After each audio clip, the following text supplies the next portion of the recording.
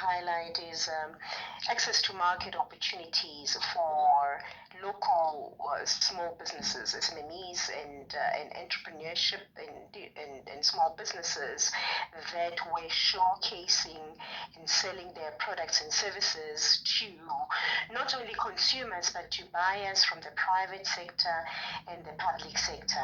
I think ultimately, after all of it is said and done, after many discussions at the conference, at the summit itself, around the issues of economy, around the issues of job creation, sustaining jobs, and all of that. After all of that is said and done, it's really, about access to market for smaller businesses, because, it's one thing for someone to have a great product or to have a great service, but if they don't have a market to sell the product to, it does defeat the purpose, and yeah, that's my biggest highlight, that small businesses in particular, walked away having done big deals with big business. They walked away having exposed their products to not only people who visited on the 2-day, on the 17th and 18th, but also to people who were not there, who may have logged on online or were watching television at the time or were listening to radio, which is what any business needs in this very tough economic climate. And ma'am, when you look at South Africa as a whole, and the businesses which are operating in South Africa, local and international, as citizens of this country, are we heeding the call to buy a local product, or there's still a challenge there? Look, there is realistically, the truth of the matter is that there is still a challenge, but if you and I had this conversation about 9 years ago, which is when I started at Proudly South African, the answer would have been very different. I would have told you it is really, the biggest challenge of all time. The narrative out there is that products that are manufactured locally are expensive, and the notion is that products that are manufactured in South Africa are low quality, they're not good quality, they're overly priced. Look, 9 years later, there are still those people amongst, our people in South Africa who just believe that products that are made locally are not good enough.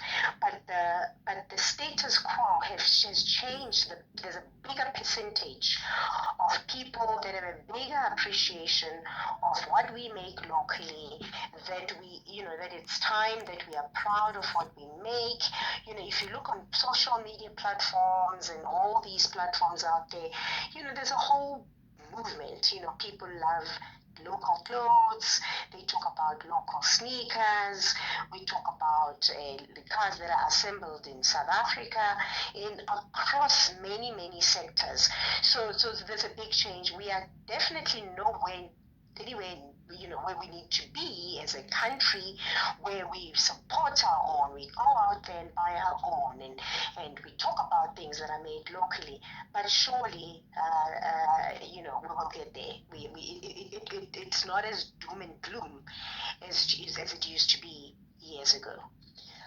And what was the advice or encouragement that you always try to give to our local producers, so that when they produce their products, they're able to compete with international products? Because when you look at what people's preferences, like you already said, people prefer quality, and again, they prefer that whatever that they're going to buy, they're able to afford it. And when you look at big names which are coming in now, especially with the textile or clothing industry coming in internationally, and are able to export or import their goods at lower prices, even when it gets to the country, it is still sold at lower prices compared to what we have. What encouragement are you giving to our local producers so that they're able to be competitive with the international standard of marketing? So firstly, as Proudly South African, before a brand or a product is affiliated with us, where you have the permission to use, our credible logo on your product, we vet you as a business or as a product. We go through four things. The first one is local content. So we say, in the course of making your product in South Africa, 50% of the making of the product has to happen in South Africa, within the shores of South Africa.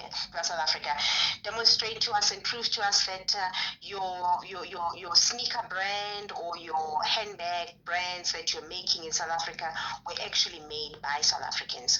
We understand that there's components of what you're making. Maybe if you're making clothes, you may need to buy your fabric from India or from any other country in the world, because in South Africa we simply don't have enough products, just like any country.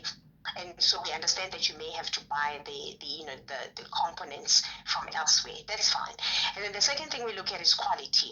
It's one thing for us as Proudly South African to go out and say local is lekker, buy local, and all of that, but it can't be Hong Kong. It's got to be good quality products, because we remind producers to have respect for South African consumers, and have a respect for the rand and the money that they're going to spend on local products. The third and fourth thing are softer issues, but just as important. The first is environmental standards. In the course of doing your business, are you aware of the environment and taking care of it? And the fourth one is labor laws. Do you conform to the labor laws of the country as a business? And if all of those are great, then you join us as a member, and then you have carte blanche to use our logo on your product, on your marketing collateral. So what we do say to manufacturers is that respect a consumer in South Africa. Don't take them for granted, because it's their hard-earned money, and they have a choice. They can buy from anybody. But if we are going to say, as Proudly South African, consumers must buy local, you must meet us halfway, do the right thing, create a